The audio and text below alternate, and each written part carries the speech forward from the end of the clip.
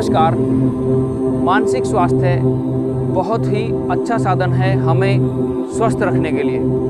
तो मित्रों, आज हम कुछ इसी तरह के विशेष योगाभ्यासों के विषय में बात करेंगे जिनको करने से हम मानसिक रूप से स्वस्थ रहते हैं। एक रिसर्च के द्वारा ऐसा भी पता चला है कि यदि हम ये अभ्यास अपने दिनचर्या में सुबह सुबह अपनाएंगे तो इनसे हमारा मानसिक स्वास्थ्य सही रहेगा।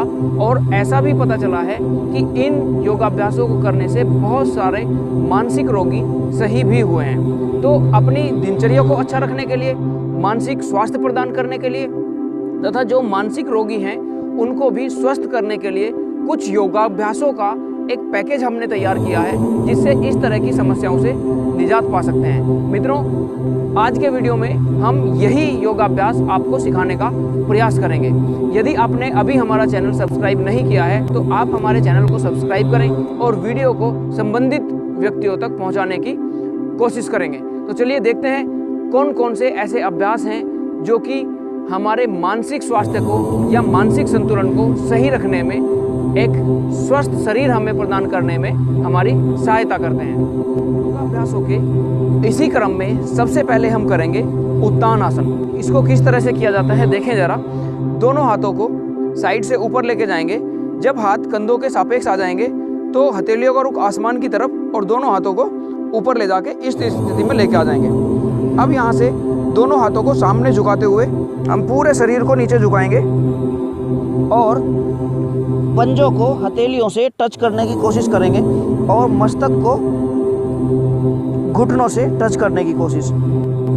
इस अभ्यास में आप कम से कम 10 सेकंड तक रुकने का प्रयास करें और ऐसा महसूस करें कि हम स्वस्थ हो रहे हैं। धीरे धीरे वापस होते हुए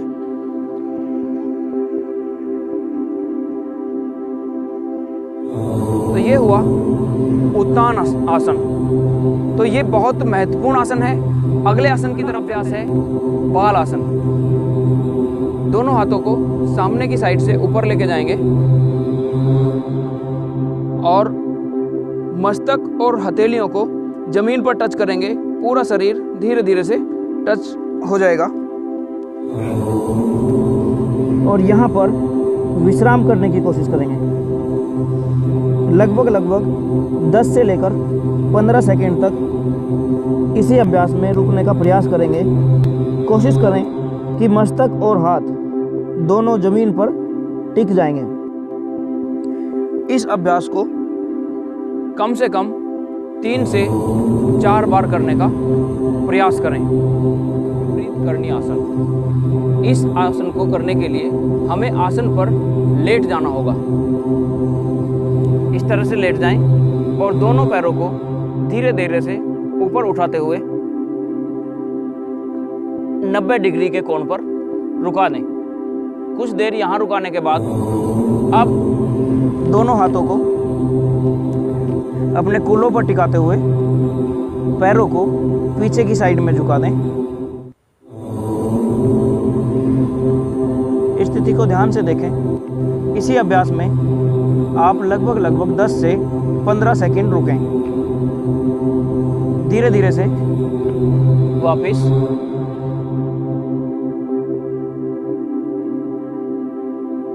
ये जो भी अभ्यास अभी तक हमने किए हैं, ये अभ्यास हमें कम से कम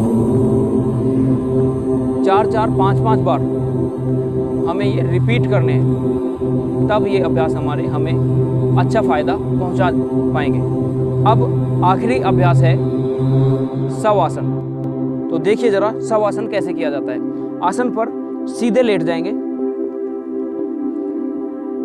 और पैरों के बीच लगभग कंधों के बराबर की दूरी, दोनों हाथ आपके शरीर के आजू बाजू रहेंगे और शरीर बिल्कुल ढीला रहेगा।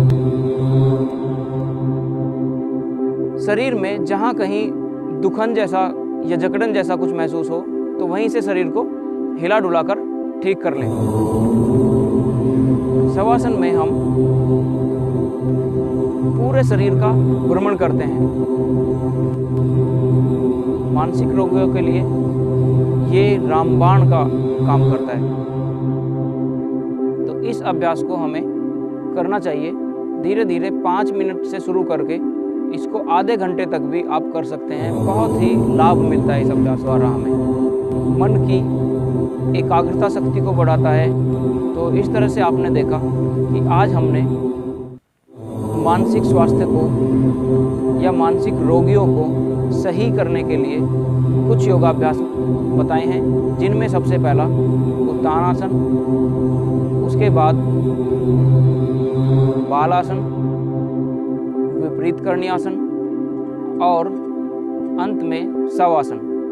तो ये अभ्यास यदि आप अपनी दिनचर्या में अपनाते हैं और पूर्ण मनोयोग के साथ इनको करते हैं तो आपको एक अच्छा मानसिक स्वास्थ्य मिल सकता है। आपकी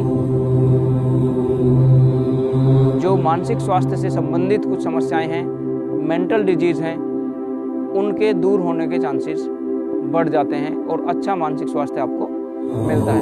तो आज के वीडियो में इतना ही। जय हिंद।